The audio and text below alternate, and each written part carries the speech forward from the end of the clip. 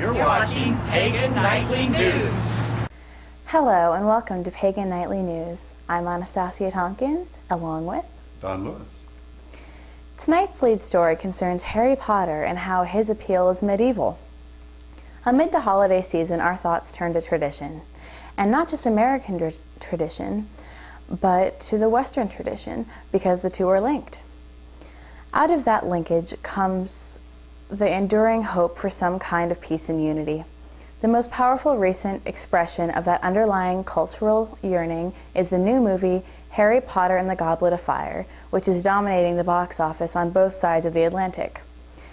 So while one must give credit to the skill of J.K. Rowling and the filmmakers, one must also note that they have tapped into a deeper pattern, to the continuing allure of the Middle Ages and to the mystic memory chords of Americans, most of whom trace ethnic and/or religious ancestry back to Europe. The religions of Europe, Judaism and Christianity, trace back even further, all the way to the Middle East. But the images from that distant time and place, while powerful, are more central to religion than to popular entertainment. The lives of Moses and Jesus are better celebrated in a religious service than in a movie theater. By contrast, the Potter series, like Lord of the Rings, and any number of King Arthur-ish sword and sorcery tales are more user-friendly in the popular culture. And now for a Wiccan view of the Harry Potter phenomenon, we have Reverend Don Lewis, Chancellor of a real-life school of witchcraft, WitchSchool.com. Hello. When we talk about Harry Potter, it seems that everybody is always looking at its religious meanings. And I think really that you're hard-pressed to find a religious meaning in Harry Potter. There are an awful lot of meanings in the books that nobody seems to notice at all that I think are much more central to the author's real purposes in writing them. One of the central themes in all the Potter books that no one ever seems to comment on is racism. The central struggle in the wizarding world in the Harry Potter books is between the wizards and the muggles. And the main characters, particularly Hermione, Hermione is often encountering racial prejudice in all of the books. And I think that that lesson of the evils of racism is very much central to the purpose of the books. Also, another theme that runs through these books is the subversion of a sitting government by what amounts to a radical conspiracy led by Lord Voldemort, apparently not for the first time. And another major lesson in the books is the idea that it's important to resist that kind of thing.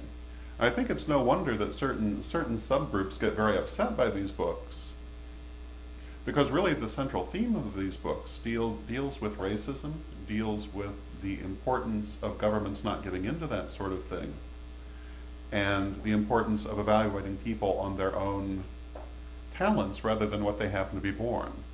You see this same theme also in the story of Hermione and the House Elves, which is all about the idea that a person's birth should not be their destiny.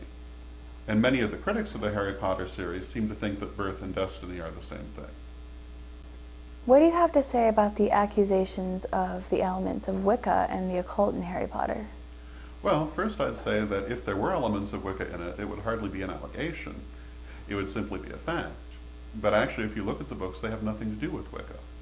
The students in the Harry Potter books clearly are celebrating the wider, more mainstream holidays, not the Wiccan holidays. There's not a word in any of the books about Wiccan theology or spirituality. So they really have nothing to do with Wicca, except for the incidental use of the word witch. As for wider occult influences, in a lot of ways I'd say the same thing. In terms of the real metaphysical practices of groups such as ceremonials, Wiccans, etc., you really don't see any of that in Harry Potter. It's a fantasy book, a fantasy book series. And the kind of magic that you see in it has nothing to do with the kind of magic practiced by people who really do practice magic. Swish and flick is all well and good, but it doesn't work in real life. What do you think of the teen witches that are calling witches, muggles? Well, I'd have to say first that I haven't really heard too much of that, but I gather it's becoming a bit of a fad, and I really think that it's rather inadvisable. Anything that serves to separate us from other people is a bad thing. We really need to be reaching out to other people, not trying to build walls. So I would really advise against the use of the term. As Wiccans, we really want people to understand that we are people like they are and that we are good neighbors. And using terms like muggle is not going to help that message at all. So overall, did you like Harry Potter?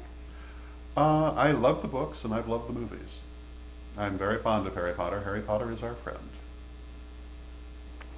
Well, that concludes tonight's Pagan Nightly News.